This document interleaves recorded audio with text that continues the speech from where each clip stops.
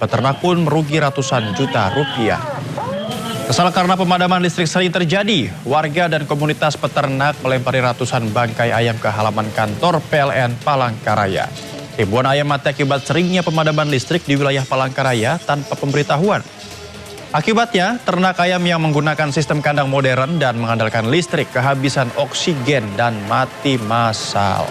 Satu peternak rata-rata kehilangan 1.500 ekor ayam dan merugi hingga ratusan juta rupiah. Massa juga memasang spanduk penyegelan dan menuntut pemadaman listrik dihentikan. Perwakilan PLN Palangkaraya menjelaskan pemadaman listrik terjadi akibat masalah pada pembangkit listrik. Pasokan listrik akan pulih pada 5 Agustus 2026 mendatang. Sebelum tanggal 5 sudah pengurangan percepatannya seperti apa? Sejumlah mal di Jakarta dan wilayah lainnya tiba-tiba dipasang pagar setinggi hampir 3 meter. Pemasangan pagar ini viral di media sosial dan memunculkan tanda tanya masyarakat.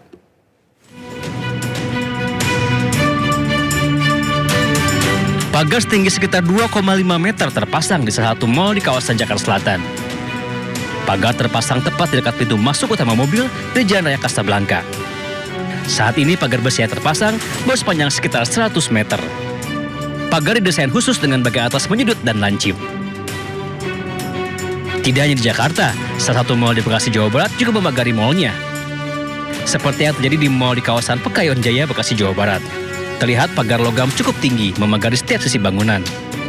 Menanggapi banyaknya mal yang tiba-tiba memasang pagar, Polda Metro Jaya mengaku belum menerima pemberitahuan terkait adanya aksi massa yang diduga melatar belakangi pemasangan pagar pada sejumlah mal. Terkait tentang pagar, dalam situasi Kamtibmas, sampai saat ini Polda Metro Jaya masih belum menerima surat pemberitahuan terkait tentang aksi yang ada.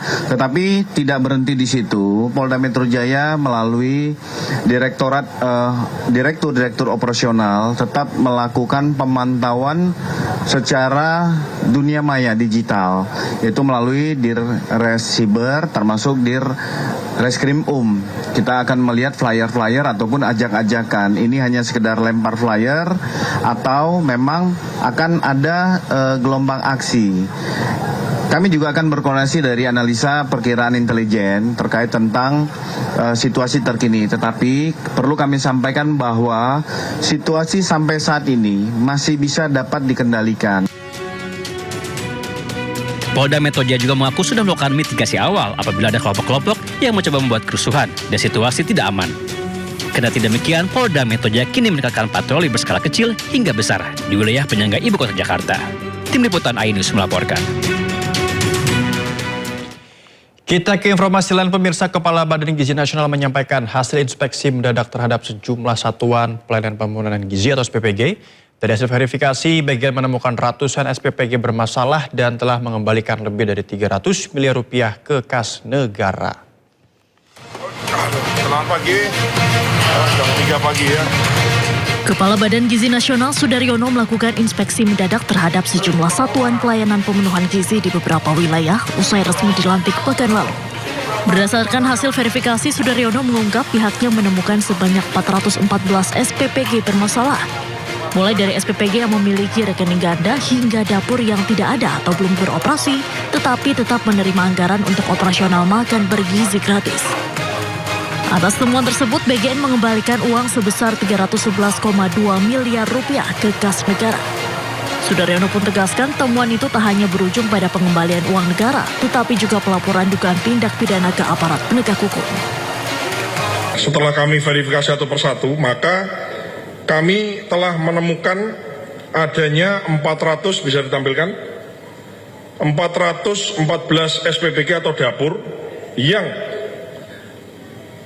yang rekeningnya itu kemudian rekeningnya either double atau rekeningnya dapurnya nggak ada atau dapurnya belum beroperasi. Sehingga kami mengembalikan uang negara, uang rakyat, sebanyak 311 miliar 246 juta 295.184 rupiah dari sisiran kami hasil penelusuran ya yang kami temukan dari 414 SPPG atau dapur. Kemudian kami juga melaporkan hal ini kepada penegak hukum apakah adanya indikasi mens rea. Misalnya memang ada niat untuk nyuri, ada niat untuk korupsi, ada niat untuk nilep, ngentit, apa tidak, dan lain-lain, kami serahkan kepada penegak hukum di Kejaksaan untuk diperiksa. Ya, tentu saja bagi dapur-dapur atau bagi dapur SPPG atau pihak-pihak manapun, mau mitra mau siapapun itu, termasuk juga adalah oknum-oknum yang ada di Badan Gizi ini, tidak ada yang kebal hukum. Kami sampaikan semuanya kepada penegak hukum. Kepala BGN pun tegas menyatakan pihaknya membuka diri dan memberikan akses seluas-luasnya kepada Kejaksaan untuk melakukan pemantauan maupun upaya penegakan hukum. Dari Jakarta, Tim Liputan News melaporkan. Mahkamah Konstitusi memutuskan anggaran program MBG harus dipisahkan dari anggaran pendidikan. Kepala BGN tegaskan pelaksanaan program makan bergizi gratis tetap berjalan dan sumber anggaran diserahkan kepada pemerintah.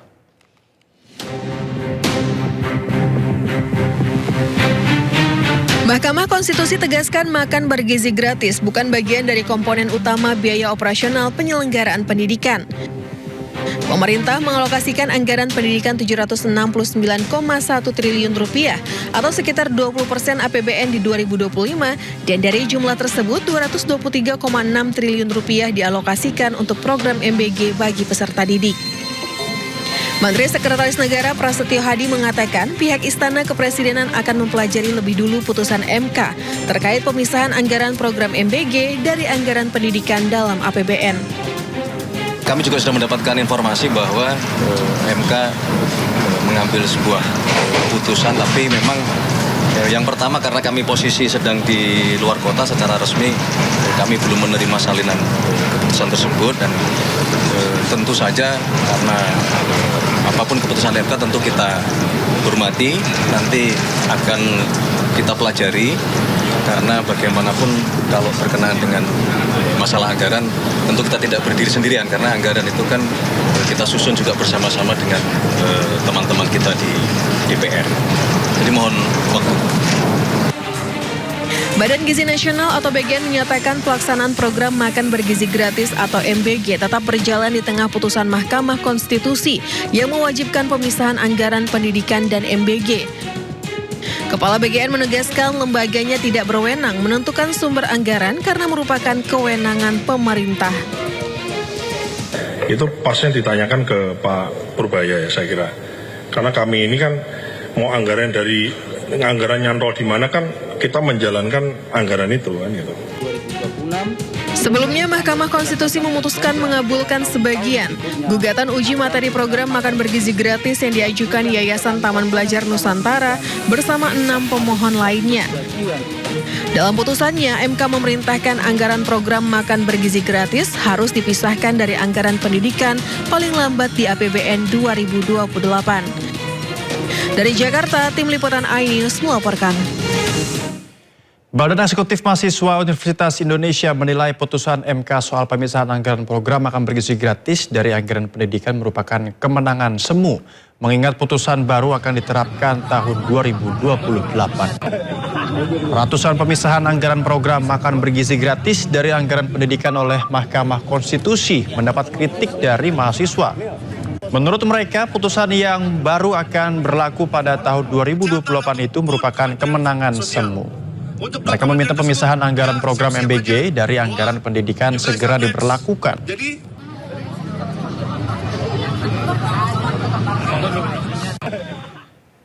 Penyelidikan penyebab kematian Sutrimo, kepala rumah tangga ex-Jampitsus Febri Adriansyah, terus bergulir. Polda Metro Jaya telah memeriksa sebanyak 5 orang saksi dan berencana memanggil dokter yang terakhir kali memeriksa kondisi Sutrimo.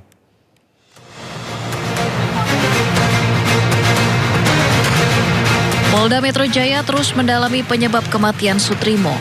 Mulai dari melakukan olah TKP, menelusuri CCTV, menyita sejumlah barang bukti, hingga memeriksa sejumlah saksi. Polda Metro Jaya mengatakan telah memeriksa 5 orang saksi terkait kematian kepala rumah tangga ex-Jampitsus Febri Adriansyah.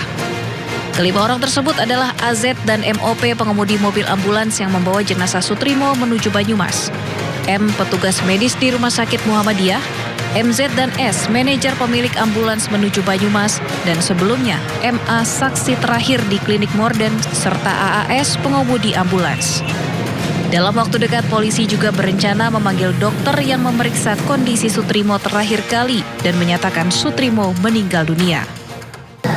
Mulai hari Senin 27 Juli, penyelidik gabungan dari tim Ditreskrim dan Polres Metro Jakarta Selatan bersama Puslapor Barreskrim Polri melakukan olah tempat kejadian peristiwa, olah TKP. Juga melakukan pemeriksaan kepada beberapa orang saksi, mengambil beberapa barang bukti, mengolah untuk diolah barang bukti, dan dilakukan pendalaman. Ada 5 orang saksi yang sudah dimintai keterangan. Sebelumnya, tim gabungan Polda Metro Jaya dan Polres Metro Jakarta Selatan menggelar olah TKP lanjutan di Morden Estetik Klinik Kebayoran Baru, Jakarta Selatan, yang diduga jadi lokasi meninggalnya kepala rumah tangga ex-Jampitsus Febri Adriansyah Sutrimo.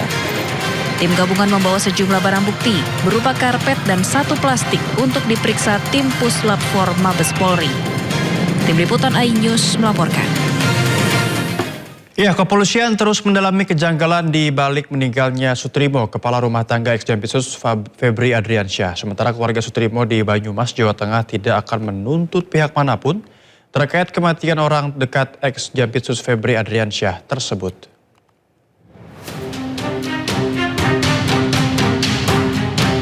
Sutrimo, seorang pria berusia 42 tahun asal Banyumas, Jawa Tengah, menjadi sorotan publik setelah ditemukan meninggal dunia secara misterius di halaman klinik Morden, Kebayoran Baru, Jakarta Selatan pada Kamis pagi 23 Juli 2026. Sutrimo merupakan kepala urusan rumah tangga atau penjaga rumah dari mantan Jaksa Agung Muda bidang tindak pidana khusus Febri Adriansyah. Sutrimo ditemukan tak sadarkan diri di halaman klinik Morden dengan kondisi mulut berbusa. Kemudian dievakuasi menggunakan ambulans menuju RS Muhammadiyah Taman Puring. Namun pihak rumah sakit menyatakan Sutrimo sudah dalam kondisi meninggal dunia. Kepolisian terus mendalami kejanggalan di balik meninggalnya Sutrimo. Polda Metro Jaya kini melibatkan Pusat Laboratorium Forensik Puslap 4 demi membongkar teka-teki kematiannya. Dalam olah TKP, tim penyidik mengambil sejumlah sampel untuk pemeriksaan laboratorium lanjutan. Selain mengandalkan pembuktian ilmiah melalui Puslap 4, penyidik juga mulai memanggil pihak-pihak terkait untuk dimintai keterangan. Kepolisian saat ini telah memeriksa sejumlah saksi serta mengumpulkan berbagai petunjuk di lapangan yang berkaitan dengan peristiwa tersebut.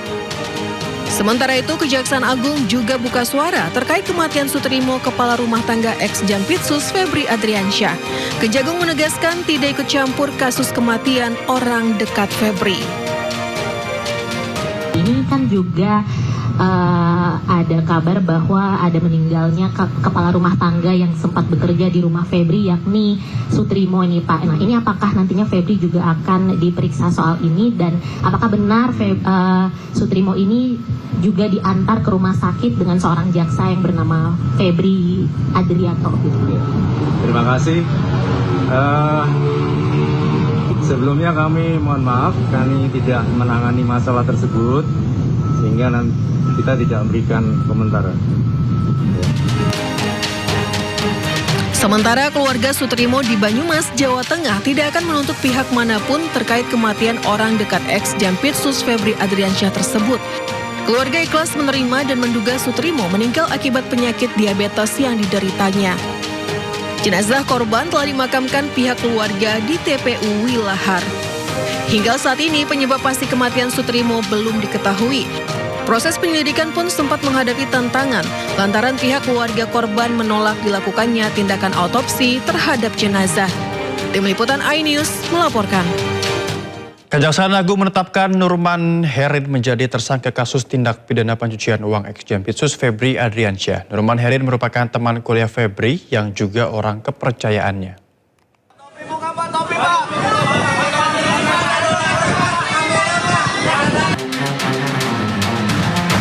Tim 9 Kejaksaan Agung menetapkan Nurman Herin sebagai tersangka dalam kasus tindak pidana pencucian uang yang juga melibatkan mantan Jampitsus Febri Adriansyah. Nurman Herin menjadi tersangka setelah diduga ikut serta dalam kasus yang menyeret Febri.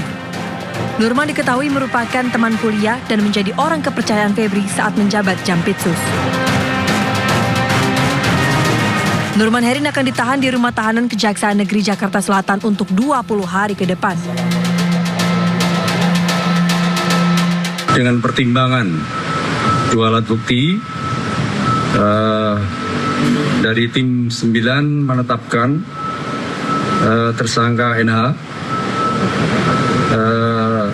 terkait dugaan turut serta tindak pidana pencucian uang yang mulai hari ini akan ditahan di Rutan Kejaksaan Negeri Jakarta Selatan untuk 20 hari ke depan. Sebelumnya, Febri Adriansyah juga telah ditahan untuk 20 hari ke depan di Rutan KPK. Saat keluar dari Kejagung, Febri tidak menggunakan rompi tahanan dan tangan tidak diborgol. Pada perkara ini, Kejagung menerima 2 tersangka yang dialihkan dari Polda Metro Jaya. Don Rito dari pihak swasta dan mantan Jampitsus Kejagung Febri Adriansyah. Kejagung mengusut total 4 sprindik pelimpahan dari Polri. Terbaru, tim 9 menerbitkan sprindik baru terkait TPPU temuan emas 74 kg dan uang ratusan miliar rupiah di rumah Febri di Sentul. Sedangkan 3 sprindik lain adalah kasus dugaan korupsi Asabri, Krakatau Steel, dan pengadaan batubara PLTU yang sempat menyebabkan pemadaman listrik. Tim Liputan iNews melaporkan. Hari ini Kejaksaan Agung memanggil 10 orang saksi terkait kasus TPPU yang menjerat ex-Jampitsus Febri Adriansyah. Jaksa Agung Muda Bidang Pengawasan Rudi Margen membenarkan bahwa dari 10 nama tersebut termasuk diantaranya Tantian dan Ferry Hongkiriwang. Itu yang lain berapa, Pak? Misalnya hari ini nggak salah 10. 10. Nanti daftarnya tak share ke Kampus Pen. 10 itu bersama Tantian sama Ferry. Ferry Boboho itu, Pak. Iya. Ferry Hongkiriwang. Oh iya. Masih ya. Makasih Pak Rudi. Siap, makasih Pak Rudi. Berarti pemeriksaan masih ya, Pak? Ya. Pemeriksaannya masih. Kejaksaan Agung terus mendalami kasus dugaan tindak pidana pencucian uang yang menjerat tersangka mantan Jampitsus Febri Adriansyah. Kini Kejaksaan Agung telah memeriksa 7 perusahaan dan 24 orang saksi.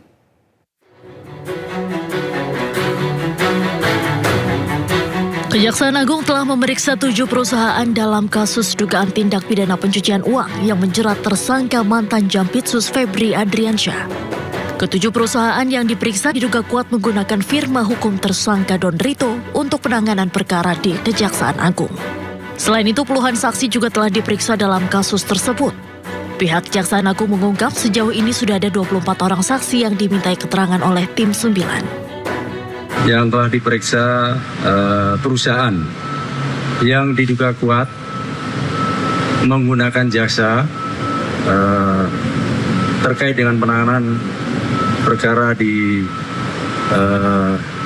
Jampitsus, antara lain PT Waskita Beton hadir, PT Argo Jaya, PT Inti Sumber Baja Sakti, PT Perwira Aditama Sejati, PT Jasa Marga, kemudian dari LPEII, kemudian yang ketujuh.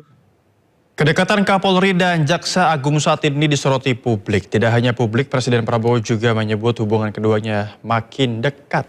Program baru, ini adalah program pasca berpindahnya kasus ex-Jampitsus Febri Adriansyah dari kepolisian ke Kejaksaan, hubungan Kapolri Jenderal Listio Sigit Prabowo dan Jaksa Agung Burhanuddin terus disoroti. Hubungan keduanya disebut semakin dekat dan makin akrab. Bahkan kedekatan Kapolri dan Jaksa Agung ini sempat digoda oleh Presiden Prabowo Subianto dalam acara aksi massal akad 62.000 unit rumah subsidi di Batang, Jawa Tengah. Ada hal-hal sesuatu kemarin, ini adalah silaturahmi yang biasa kami lakukan dan kami selalu berpikir. Saya ulangi ya, Jaksa Agung, Kapolri,